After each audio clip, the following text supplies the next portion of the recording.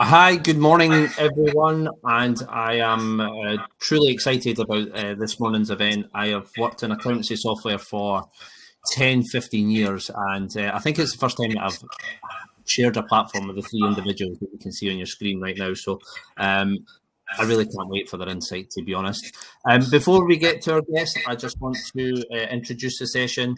The webinar today is about best in breed or all-in-one platform. So do you go for a little niche software to help you fix an individual task that you need in your practice or with your clients, or do you use an all-in-one solution, and how do you go about finding that solution or prioritizing what software to use?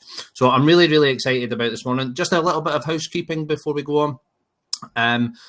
There is a Q&A tab at the bottom right of your screen. And if you've got any questions for our guests, then please pop the questions in there and we'll get round to them. I think there's a little voting system there as well. So if you see a question that you like, give it a little tick and it'll jump to the top of the list. And I get to choose whether I ignore it or not, if it suits the conversation. Likewise, there's a little chat box as well. So if it's not a question really, but you've just got a generic point, or you want to sort of give anyone abuse like myself, then please feel free to. I think the guys are all thick-skinned enough to take that. Even slate the mustard coloured wall that's behind John. He painted it especially for us this morning, which is really sweet of him. There. So without further ado, I would like to introduce you to our panel. And like I say, I think I put a little comment on LinkedIn last week that secretly you've all got a secret history with me, but you probably didn't realize that. So I'll pass over to I'll do it with who came online first this morning. So Eriona, you are actually online first this morning, although you dropped off. Alex thinks it was her, but it's actually you this morning. So can I just ask you to introduce yourself, a bit about your practice, and I've got a little icebreaker question. This is a technology webinar, of course. So could you give us like your favorite app that you use both professionally and on a personal level as well? Yeah, sure. Thank you so much for having me today. My name is Eriona. I'm the Managing Director of Majors Accounts, which is a small family-run practice based in Southeast London. We're a team of 25 at the moment, a client base of just under 1,200. We've been around for about 17 years now, and we've kind of transitioned and changed massively in that time. My favourite app at the moment, professionally, it has to be the practice management app, just because it means that I don't need to go in and ask everybody what's going on. I can find out in 2 seconds and find out only what I want to see, which is not necessarily everything. Personally, actually, this one's probably also professionally, the Notes app on iPhone. That's where everything, all my thoughts go. If I think of something, I'm like, I've got to do this. So I'll write it down. I'll probably never look at it, but at least I know that I've got a record of it somewhere. But yeah, that's my two favorite apps at the moment. Yeah, although not using Notes, I realised that you can send yourself voice memos over WhatsApp. And I do it on Slack as well for work. I just sort of send myself a voice note, and it's just like, No way. so yeah, you can send yourself a WhatsApp, but you record your voice. Hey Kev, remember and do this. Second online, we may as well go to Alex. She was disappointed that I didn't pick her first there. So I'll pass over to Alex, and yeah, same questions to you, Alex. You know, a little bit about your business and your favourite apps, both personally and professionally. Yeah, I actually thought I was first. So well, and me and Nathan were gossiping about school runs actually, and we thought that we bored Eriona so much that she left the game. So we saw you sneaking in and out. So yeah, no, Alex, sadly you were second. Oh, it's okay. Hi everybody. I'm Alex Falcon Huerta, the founder of Soaring Falcon. I'm currently based in Bedford. So my practice I set up in 2015, and it was predominantly to look after clients from overseas that want to launch in the UK or vice versa. Don't have as many clients as Eriona's firm. Just kept it very small, very niche. So we have a maximum of 50, and I have a team of 8. And so for me, it's a little bit easier to manage, and also because they're quite high value clients. So it takes me takes up a lot of my time, and it allows me to just kind of focus on the niche that I take care of. In terms of my favorite product that I'm using at the moment, I would probably say, can I say 3? So I'm basically using Blue Dot, which is a meeting app at the moment. I've just learned about Ideal's virtual data room to basically move my client data over for clients to log in and check the information, and Translucent for my multi-entity clients. So they're the 3. My favorite home app is definitely booking.com. So obviously I can check my travel and my flights because usually I'm not based in the UK and like to work remotely and digitally around the world. So that's my go-to. And I also second the Notes app because literally my entire life is on there, going back to my BHAG days. Me and my wife tried to use the Notes app, like because you can share it and have like a shopping list and tick off but yeah, ended in tears, to be honest. Yeah. And last but no means least, and we're, one of the Alex travels quite a bit to luxurious places. John travels to tech conferences and conference centres around the UK, but he's in the office today. It's a very rare occurrence. So, John, a bit over to you with exactly the same questions, if you don't mind. Yeah, no worries. I mean, the reason I travel to tech conferences and don't travel around the world is because I don't have the same kind of beach bod as probably the other 2 on the call. So yeah, I'm a little bit limited in that respect. But so I'm tech strategy lead at Beaver & Struthers. We're a mid-sized firm, about 250 staff, based out of Manchester. And I look after basically our technology in terms of what products we should be using, what we should be looking out for, what should we be doing better with our existing technology, and how do we help our people, be more effective, more efficient accountants, advisors, auditors, tax specialists, etc. And I guess in terms of my favorite work app at the moment, I think probably I've fallen back in love with Monday. So I now run a relatively small team within the firm, which is focused almost entirely on digital transformation internally within the firm and also with clients. And we're running quite a lot of our projects on Monday. And that's definitely floating my boat at the moment. And in terms of personal app, it's probably not really an app because it's more of a game, but like Football Manager is definitely back in my life. So I'm sort of like reliving my late teenage years where I'd be staying up until like sort of 5 o'clock in the morning to finish a season, only to get relegated and then massively disappointed and then get about 2-3 hours sleep and have to come to work. Although in the good old days when I was a teenager, I'd just stay in bed until midday. I had a very short illness in June, and I needed 3 nights in hospital for it. And I Football Manager for the first time in 20 years, John. Honestly, it's dangerous.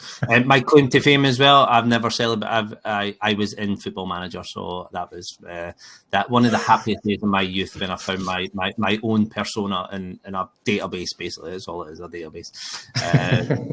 I mean, you could in the good old days add yourself as a player, and you could even give yourself like incredible stats. So I want to know if this was a legitimate thing or if you just sharing yourself in. This was legitimate, and you know what was worrying? That they had what I would say my main attributes as being my main attributes. So no, it was legitimate. I was a real thing in a computer game, if that makes sense. And I was captain of Scotland Schoolboys, and that came second to being in Football Manager. How pathetic is that? Awesome. Okay, so lovely. So I hope the audience acknowledge and what we've tried to do here. We've got a real split of experience in different size of firms, if you like, and different outlooks as well. So I'll be really keen to pick their brains on tech and how they do that, but really with that focus of having a best in breed stack of like a collection of apps that are made from a lot of different vendors, or having a single vendor solution with sort of one big software suite is the way to go. So that's the main topic. Will we go off piste? Yeah, probably, definitely. We're already talking about Football Manager and beach bodies. So like I'll try and keep it as close to the topic as I possibly can. But before we go into tech, and you can probably see my post-it notes there, and again, Monday, I'm a huge fan of Monday as well. And John, you kind of said it yourself, so I'll start with you if you don't mind. Before we get tech, how do we know we need tech, and what tech do we need?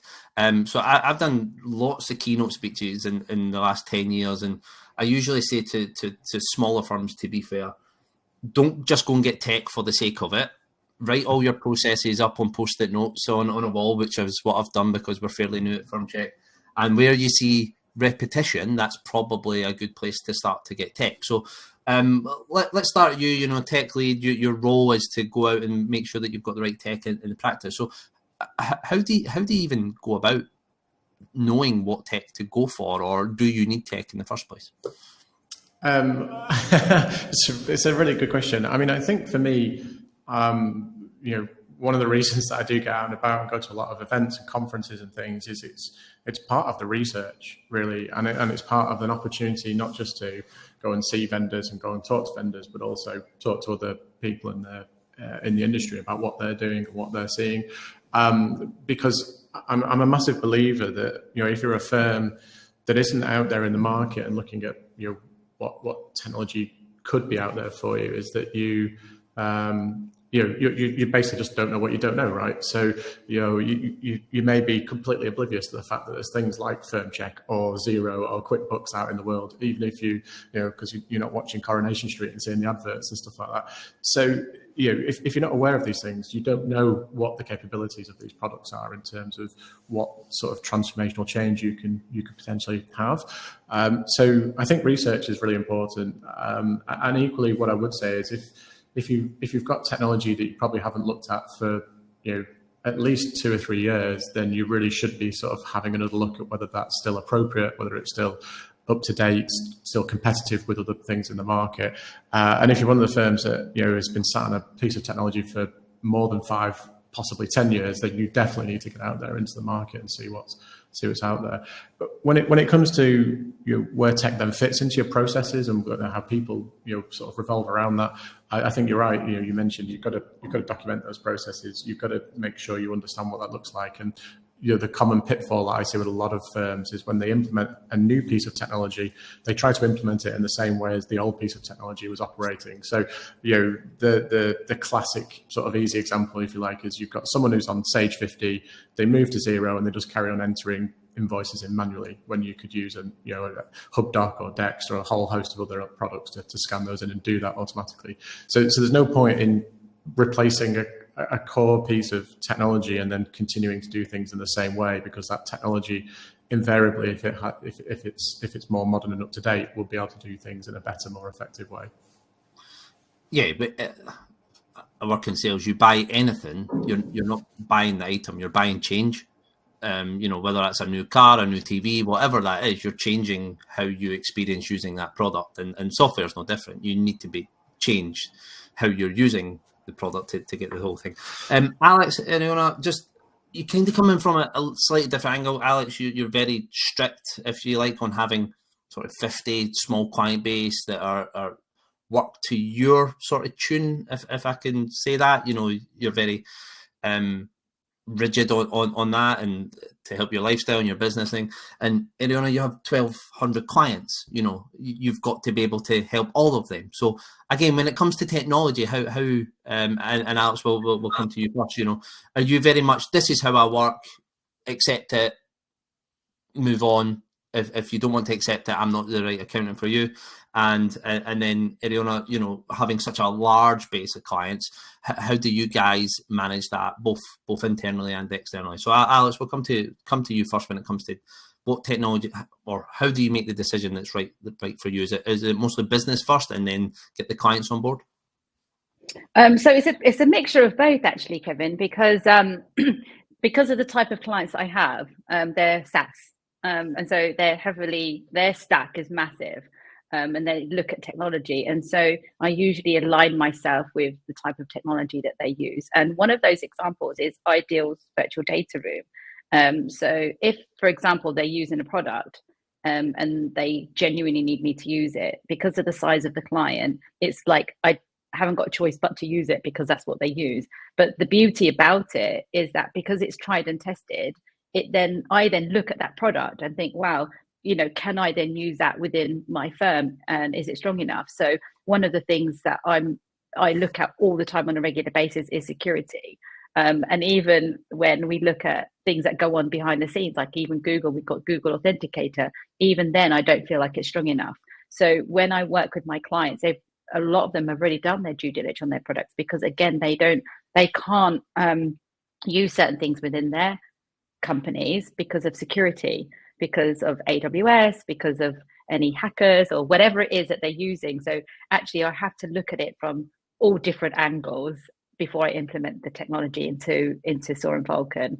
There are certain products where in the early days I'll say, right, definitely that I'm using, and that was Zero and Dext. And the reason behind that was because it was easy and it was more manageable for everybody to have that. But then over time that has changed because of what the client needs, not from what I need as a business owner. And so you do have to be flexible to some degree, but it also can be very challenging when you have a team and then you have to train everybody. And it goes back to what John was saying in terms of processes and systems and things like that. So I have Confluence in the background where I have the how-tos and the wiki per client now, along with videos. But technology changes, so it's challenging. And so it's just, I have to check the technology based on what is a good fit for the client. But ultimately, because of the type of clients and because of the niche that I have, it's predominantly around what they need. And just before we go into the sort of main topic of, best in breed or all-in-one solutions, off air, and I hope you don't mind, Eriona, me saying this, you were like, I'm so busy. I thought this technology was meant to help us not be so busy and stuff like that. But already you've heard Colin saying, do your research, do this, do that. You've heard Alex say, document the processes, staff training. How do you do all this? And how do you keep on top of it all?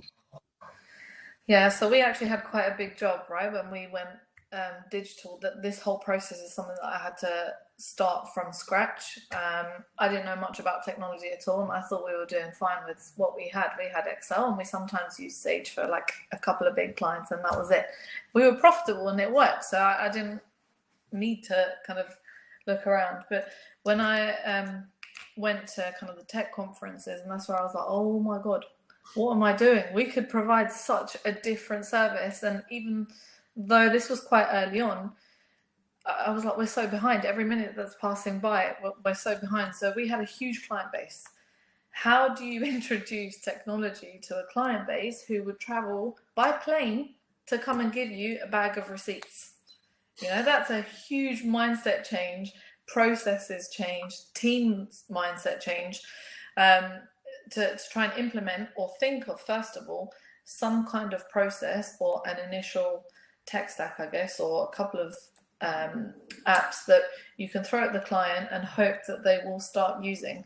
We couldn't go through and start niching with each client because we would have lost control and wouldn't have known what was going on.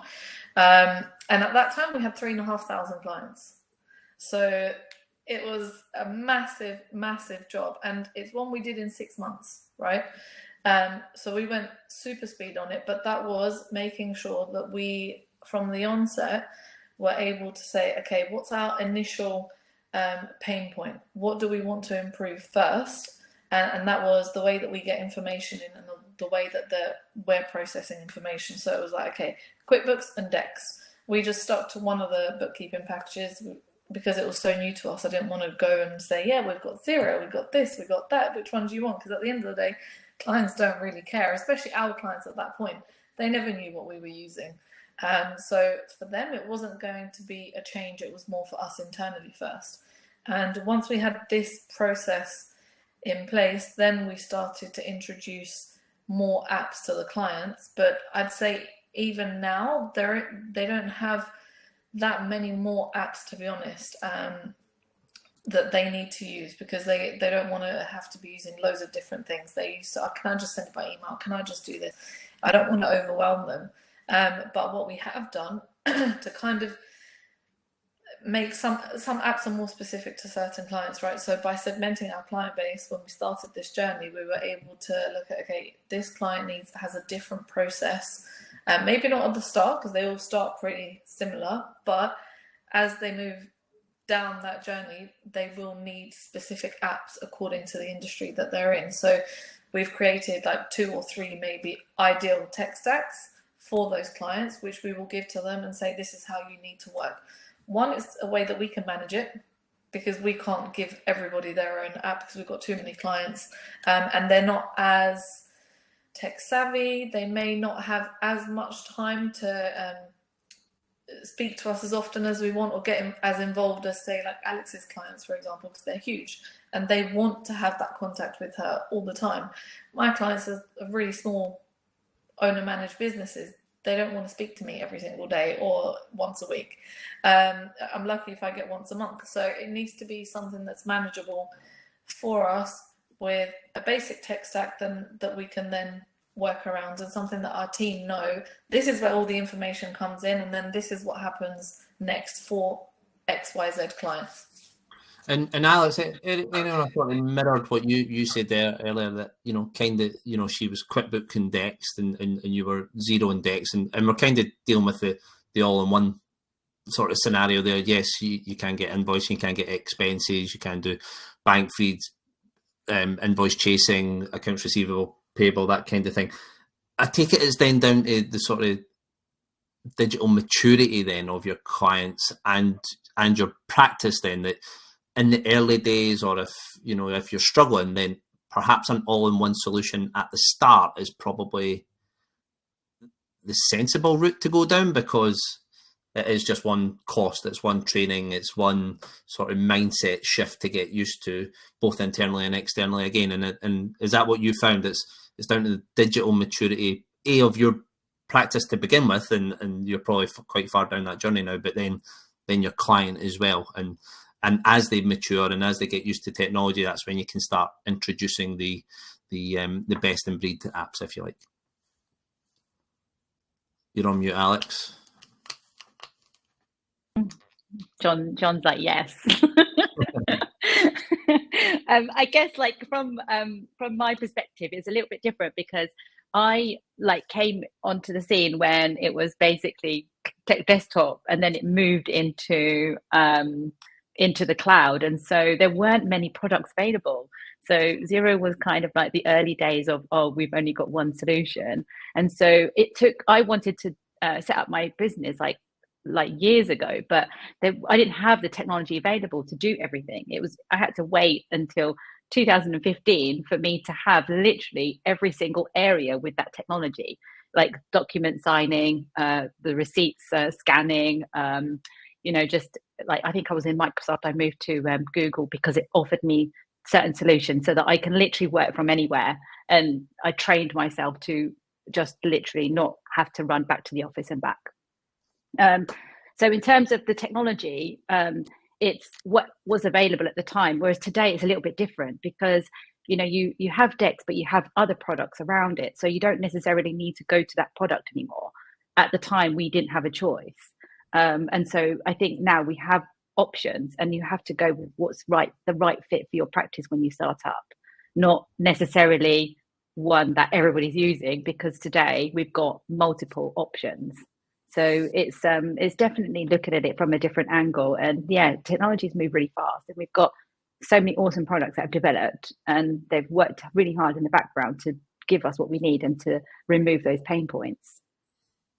And John, you spoke about, again, a large part of your role is making sure that the accountants can be the best accountants they can be, and they're as efficient and productive as they can. They're not stressed out and that kind of thing. So taking away the client software for a minute, what about the practice software? Because in my experience, especially as the firms get bigger, there's quite a lot of how do I put this diplomatically? Crap. That's what you're thinking of. No, There's quite a lot of crap out there in the market. Come on, Jeff. Especially practices as they get bigger, they might have, well, yes, crap, but also legacy was the word I was looking for. Sort of, practices. I'm just going to practice say, hey, we've been with Iris for 30 years, and Iris does all of this, and we're just built around that, and it's cost us 30 grand a year, and we've used it for 15 years. So, is there a plus point to that? How do you go about challenging that internally in terms of practice? It's technology just change, and usually your clients will change with that, hopefully, and actually they're quite the good ones to do. But what about internally? What about these sort of legacy or shall we say really accountant specific software, like tax submission software or things like that? How do you go about sort of winning that battle? Very slowly, I think, is the answer. I think it depends on your size and your scale, right? I see smaller practices, generally are quite well served now in terms of their choices and options, particularly with SaaS cloud-based products. When you contrast that with where probably we are as a mid-sized firm, or if you start to work with complex clients, you definitely are restricted in terms of the types of products you can utilize. They tend to be more on-prem type products, and that's just like you say, it's a legacy thing in terms of if you want to do simple accounts, for example, you can do that in zero tax, but we can't use that across the board for our clients because we have charities, we have academies, we have housing associations. We need to do full FRS 102 and IFRS and all those kind of things, and that's before you even get into the tax stuff, right? And so the challenge for a lot of firms in our place is that you've got two choices really from a strategy point of view. You kind of stick with the on-prem legacy products because they can serve all clients, and the compromise there is probably a poor UX, poor integrations, a general lack of automation as well. Or you can kind of split the business and you can sort of say, right, well, I'm going to adopt a cloud product to serve this number of clients, and it might be 50%, it might be 60%, and you've kind of got to work out at what threshold is it worth sort of considering that transition between that all-encompassing product that serves everyone and then moving to maybe something that's more effective. And I think that's a really difficult challenge for firms to strike in terms of how do you do that, because as soon as you start operating more than one system for the same process, you're adding a level of complexity that's probably a little unnecessary. You're creating additional training requirements. You're causing issues between the transferability potentially of skills, between, say, one person using one product and one person using another, familiarity, etc. So it is a real challenge, and lots of firms I speak to are doing different things. Some have kind of carved off an entire part of their business and run it entirely on SaaS, while the rest of the business is still on an older school on-prem solution.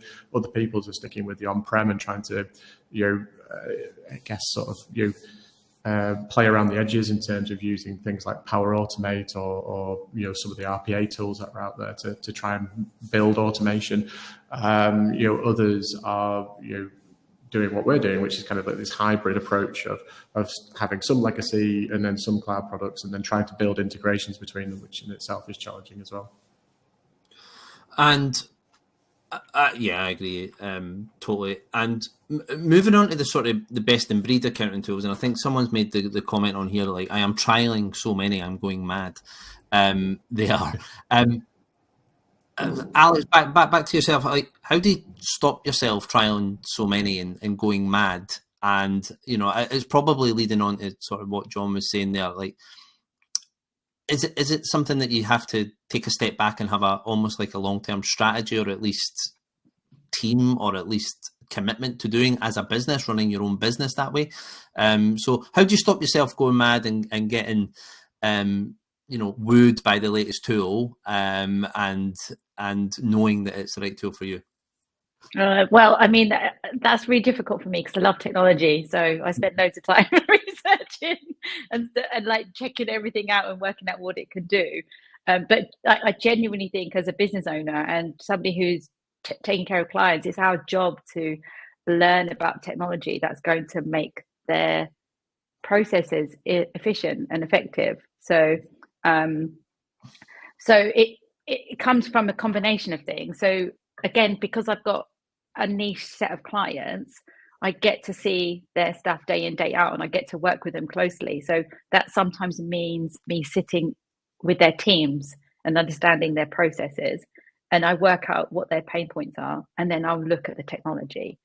It then comes from the other way, where they come to me to say a pain point, and then I'll look at it, and research the product. I spend my time going to tech conferences, and I spend my time speaking to my clients about the solutions that they have, because ultimately a lot of the research has already been done, and so it reduces the time that I then need to spend. So I am careful with my time, and I would usually try and find, say, like the top 3. Once I find the top 3 of that pain point area, I will then research into those 3 products and work out, does it do what I need it to do? Is it going to deliver or bring in, like, close all the gaps? Because the technology will probably do about 90%, but there's always going to be those odd things that we need to do on top of it. And so again, like, I try not to spend too much time, but we do have to dedicate an element, because it's a cost investment.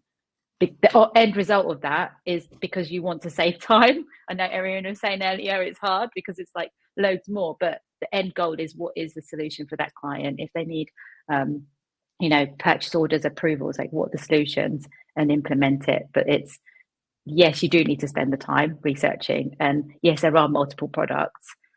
Fortunately for me, I was at the early stages where there wasn't many, and it's easy for me and a natural thing for me to look at the technology.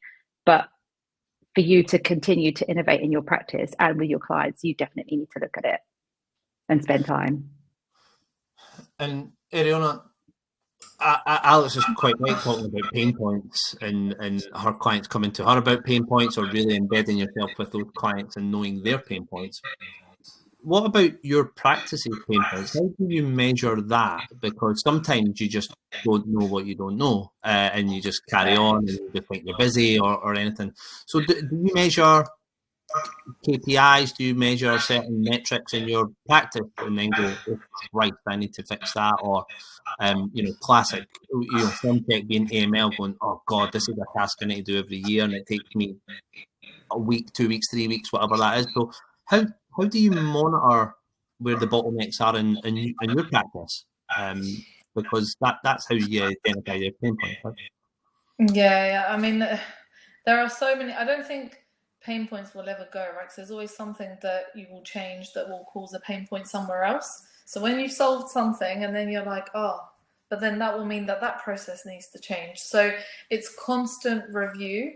I actually have a list of all the different apps, all the different pain points. The main point is the pain points that we have, right? And then seeing, based on this, what do I need to look at?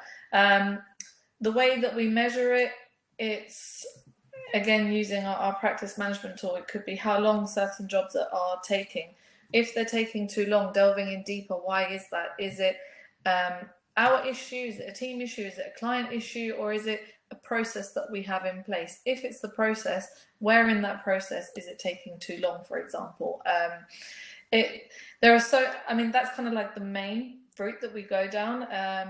That's where you will find out essentially what the issues are, and it will kick up kind of what's going on. And generally it's things that you've never thought of. And with that, I think it's really important to have the team on board to kind of help you with, hey, I don't think we should be doing things this way. I think there's a better way of doing it. And that's one thing that I say to all my team: please tell me if there's a better way of doing something, because they're the ones doing it day in, day out, not me at the moment, right? So I don't know how things are changing, and I'm looking at apps all day long, right? And they probably hate me for it, because I'm like, guys, I found something else. It's going to change how we do things. We're going to implement it. And it's like, great. How are we going to put this into practice, and how's it going to change the way we work and things like that? But they need to be able to give you that pushback to say, yeah, that's a great idea, but if you do that, then we're not going to be able to do this, and it's going to take so much longer. But it could be an issue with clients not taking it on board. It could be that the service may not be as great, even though it may save us time. within our business, but what does that mean for the service of the client? So I think the team helping you with that whole process makes such a difference, because it highlights things that you didn't even know. And very scary that you brought me on to my next sort of line of questioning, really, because I really think any digital adoption is 3 Ps. It's like the 3 Ps of marketing, but product, process, but people. Because at the end of the day, rubbish in, rubbish out, you've got to win the heart and the minds of the people using the product. So again, I'll stick with you for a second, Eriona. You know, you're looking at apps all day and you're stuck with, God, she's got another one. Like, this is just my job.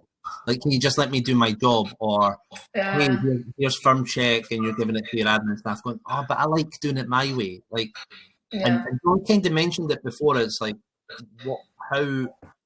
what's the tipping point between do it this way, I'm wanting you to do it this way because there's an inefficiency that I can see, and actually you're right, you've told me something better. So where's that tipping point for you, and is there one? So I've actually had this recently. So I've recently employed an operations manager who helps to detach some of that time away from me so she can focus on this.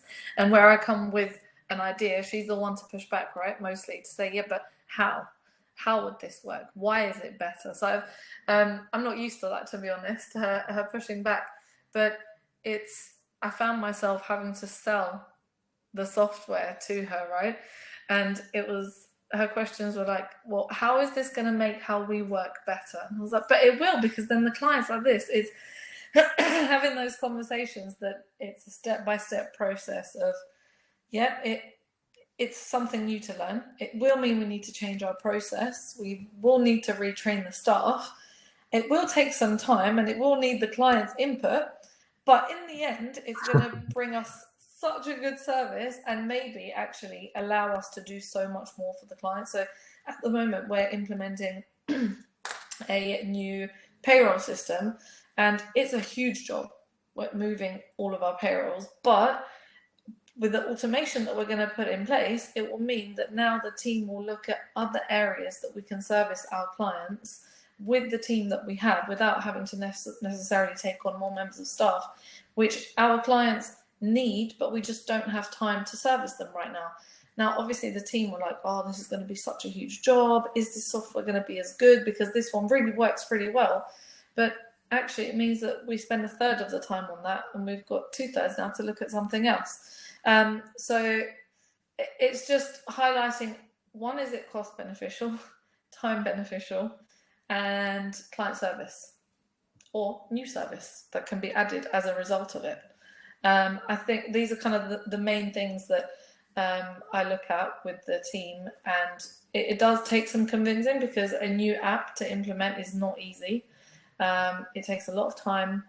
Generally, people don't like change, and this is one of the massive things that I learned in going digital, and also I didn't realize that people was going to be the hardest part of that.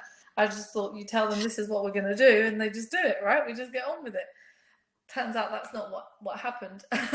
You really need to kind of get them on board from idea, conception, like from the moment that I think of something, I need to have them on board if I'm going to implement what I'm thinking.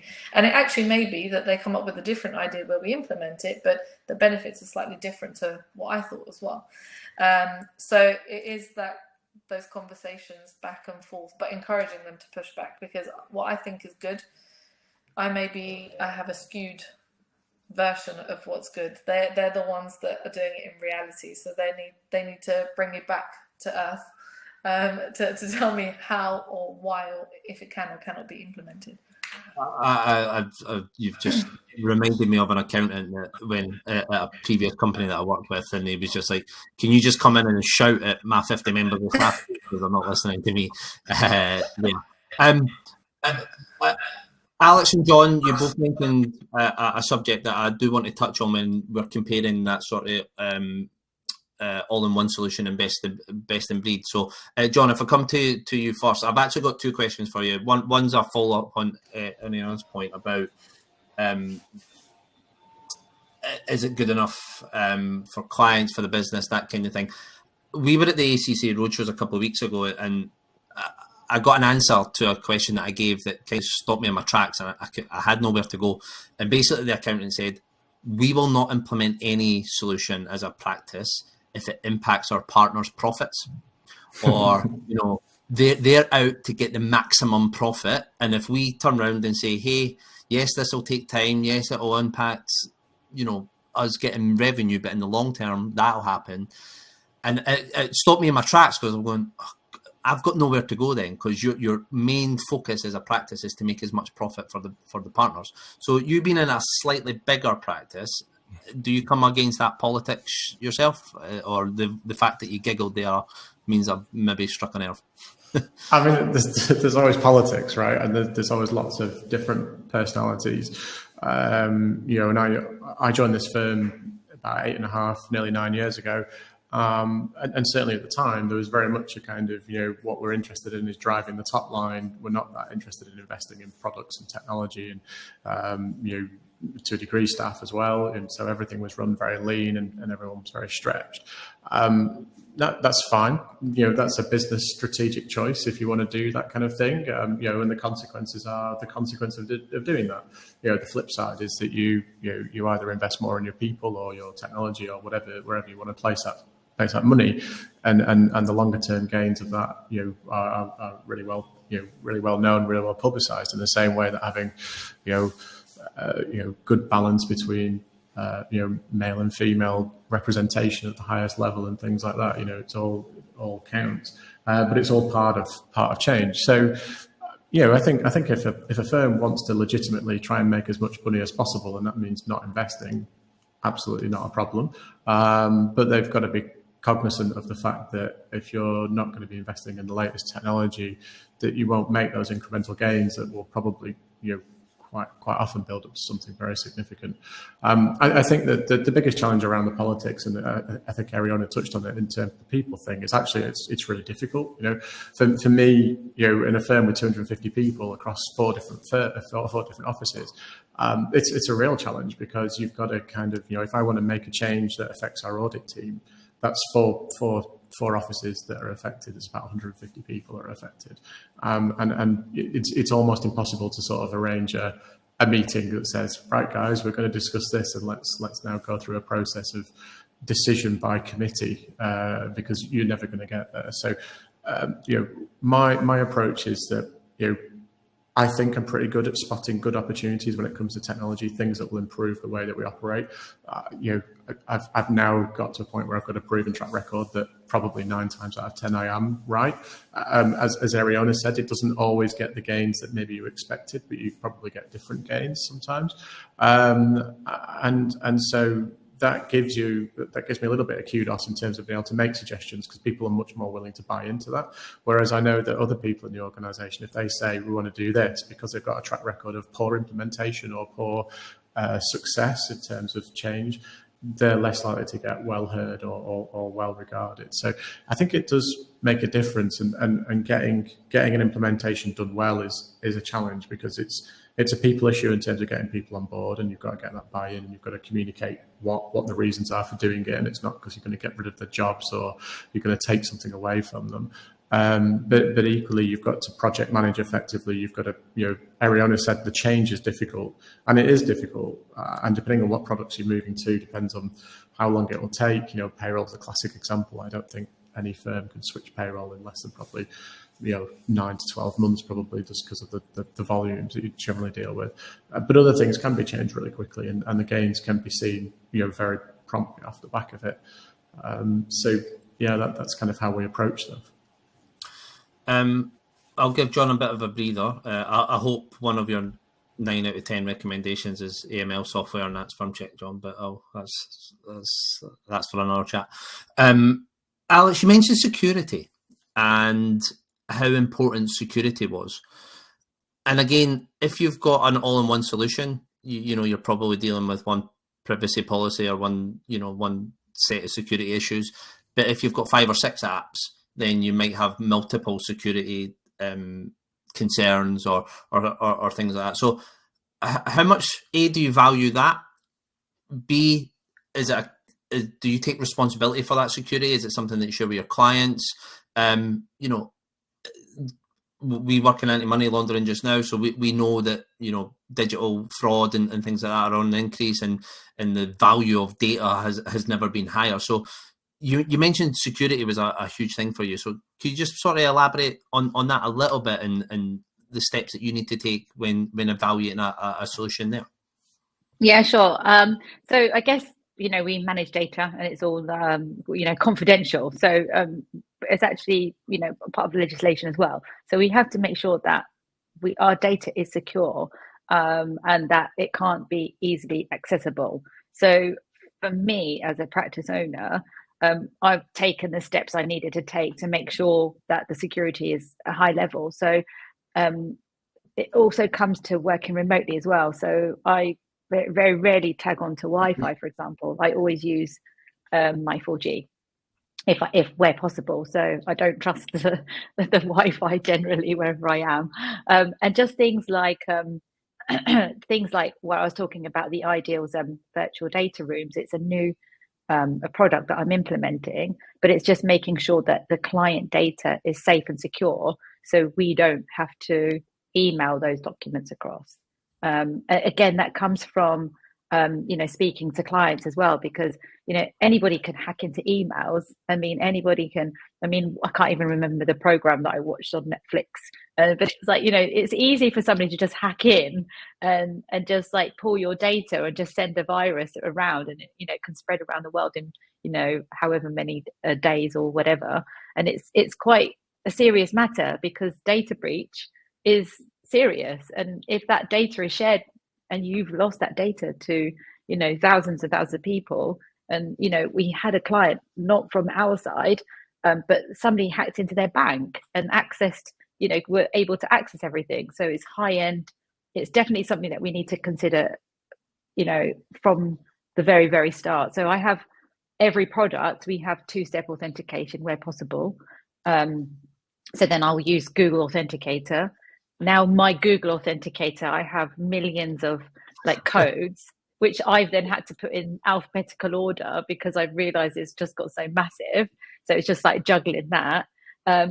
Any extra security measures that the product has, we implement it. And it's one of the first things I actually do when I look at a product. Is it safe? Is it secure? Are they following the guidelines of legislation? It's definitely a high priority in my practice to make sure that data doesn't escape. If you've learned anything today, guys, it's that you can list your Google Authenticator in alphabetical order. That'll change my working day. So thank you, Alex, for that. And guys, we're coming up to our last 10 minutes, so please throw in as many questions. Ros, you've asked a couple of questions which are great, which I will ask to the whole group, and I think you've had answers separately from everyone here, but I think it's good to open that discussion. But sort of final question from me before I ask you all one final question on best of breed and all-in-one solution. And John, I'll sort of come to you first, but all the other guys as well, but mainly because you mentioned this in your opening thing. Integrations and things connecting to each other and talking to each other.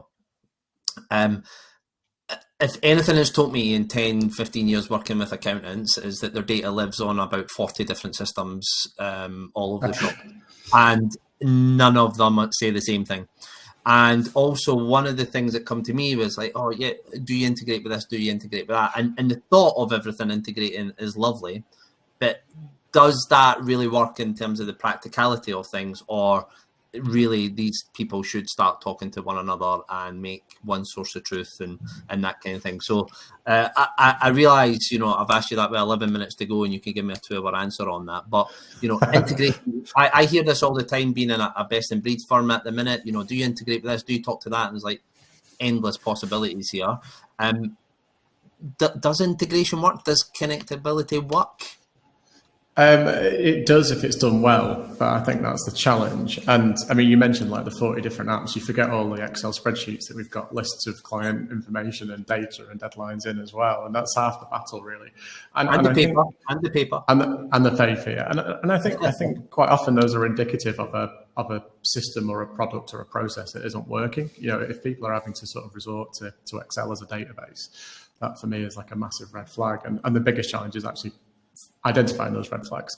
I think when it comes to integration, clearly integration helps. You know, that's one of the reasons why people end up with suites over best of breed, because although you probably compromise in terms of the overall quality of those products over, you know, in terms of their totality, and certainly in terms of their individuality, is that, you know, that data should in theory pass seamlessly between the accounts production software to the tax software, for example. Although, you know, that's not always the case. The challenge, of course, if you go best of breed, is if you get the best accounts production software, it might not talk to the best tax software. And so you're then having to implement some kind of manual process to deal with that. So that's the compromise you make, having a really good product, but maybe having to have a poor process between the two. You know, the other thing about integrations, you know, the vendors are particularly good at telling everyone they've got an integration, and then when you start to actually dig beneath the surface, what they call an integration is actually a download of a CSV and an upload into another product. That's not an integration. Or they might just have like a one-way integration that pushes, I don't know, a client name across, but absolutely nothing else, and that's not particularly helpful either. So I think someone was talking about the number of different products they're looking at, and I think that's one of the really key. I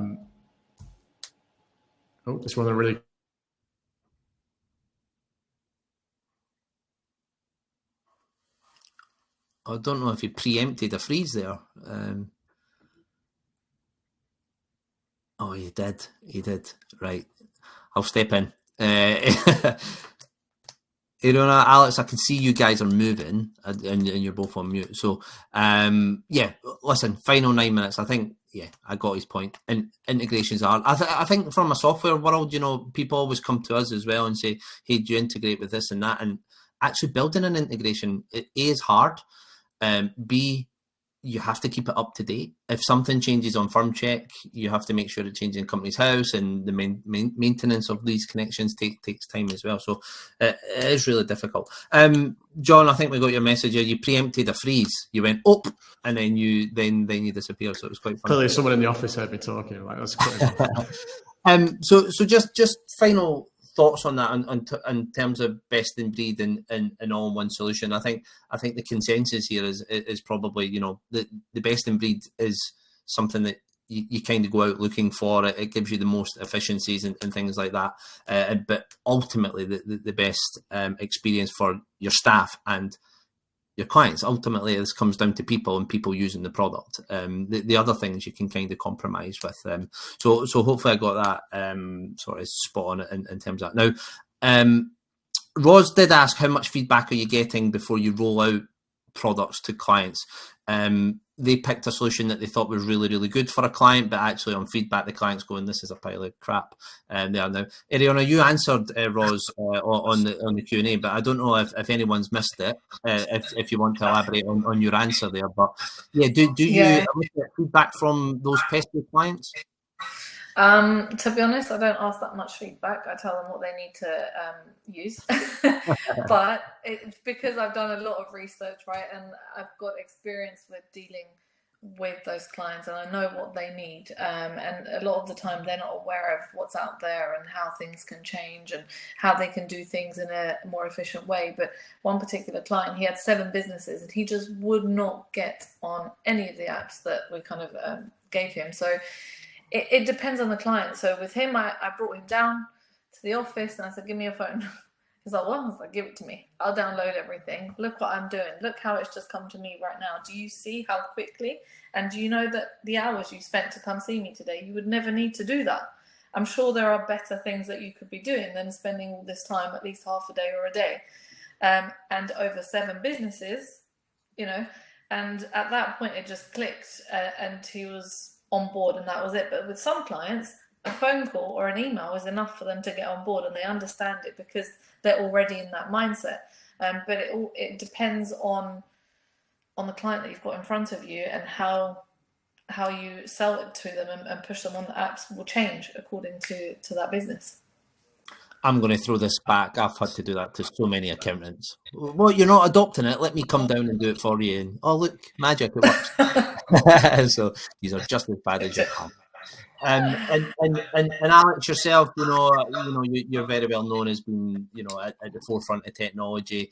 Do you feel like people know what they're getting with you, if that makes sense? Like, if you're telling them to use something, you've got the knowledge in the background, and to John's sort of comment earlier, the success stories and the war stories behind you to say, hey, this is a good tool. Do you elicit that feedback, or actually just at a stage that people just trust what you're saying? So like in the early days, it was really, really challenging because people they didn't really understand the technology. I went through all that process. And as a business owner, and as the type of practice that I wanted, I realized that I needed to have a client avatar, and I wanted to work with people who generally won't have those concerns or issues. And that is why I niched my business to SaaS, because I don't have those same challenges as what, say, Eriona and John have, because naturally they are desperate to move over to a solution. And yes, they do trust the technology that I implement and I choose, but equally it works the other way around as well. So when they use technology, it's vice versa. So I do have a very, very different model, but I've done that intentionally because I genuinely don't want all of the the challenges that the other guys were talking about, with the office politics and things like that. So I, again, just for my own sake, I've just eliminated all of those things because of the type of practice I've decided to run. So yeah, technology is at the front end of pretty much everything that I do. Okay, thanks very much, guys. I'm definitely not going to make this run over.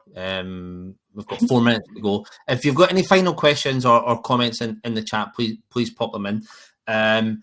I just have one sort of final comment, and I think it was Gary Turner, former MD of Xero, saying this, that there was an explosion of apps, and there was apps that could do everything, and at some point they're all going to come back in at some point. I still think there's a space for best in breed. Of course, there is. Having my recent company before joining FirmCheck was accounts receivable software, and I thought, why would anyone use this when Xero, Free Agent, QuickBooks chase invoices? And until you're actually in that company, you go, oh, this is so much better than that. So I think that's there. Just final plugs for all you guys. John, happy for everyone to follow you on LinkedIn. I think you've got another source of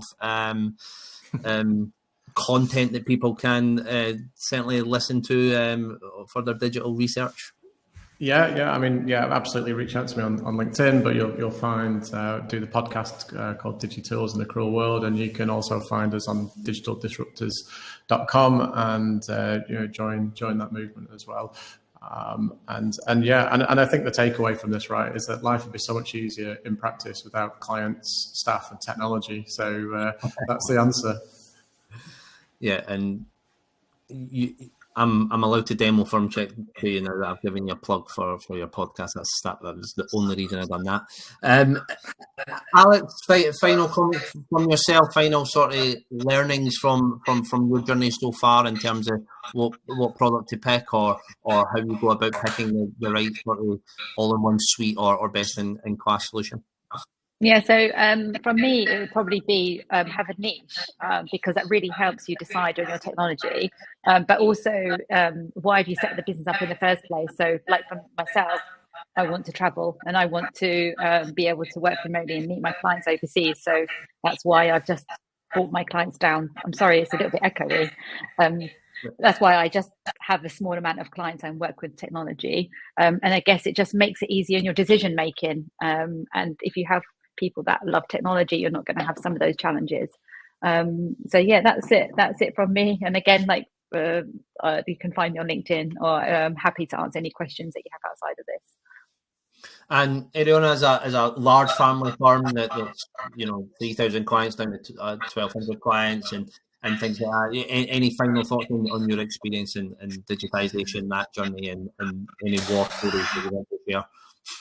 Wow, so many. where would I start? No, but I think some of the main points for us is make sure you're only looking at things that you actually have a pain point in, not just everything, because it's so easy to get sucked into. And whichever software that you use, I do prefer, I have to say, best in breed. Look at the support, because it's going to break at some point, right? And you need someone there to help you with the software when issues happen. So make sure the support is really good. And implementation, have someone in the team who's in charge of implementation, because if you don't implement properly, it's not going to work and you won't see those benefits. Yeah, rubbish in, rubbish out. So before I thank everyone, just a little, again, bit of housekeeping. You will get the recording of this session straight after, or maybe not straight after, but you will get the recording of the session. And please also look out for our webinar next week, or 2 weeks time, sorry, on the why behind AML compliance. It's going to be actually quite argumentative.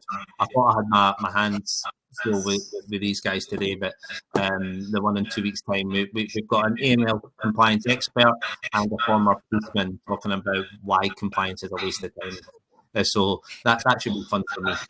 But last thing to do is thank our wonderful guest. It's been a true honour and almost an ambition to share a platform with you guys in the last 5-6 years. You might think I'm blowing smoke up your backside, but genuinely not. So thank you very much. I hope everyone found it informative, and have a cracking Thursday.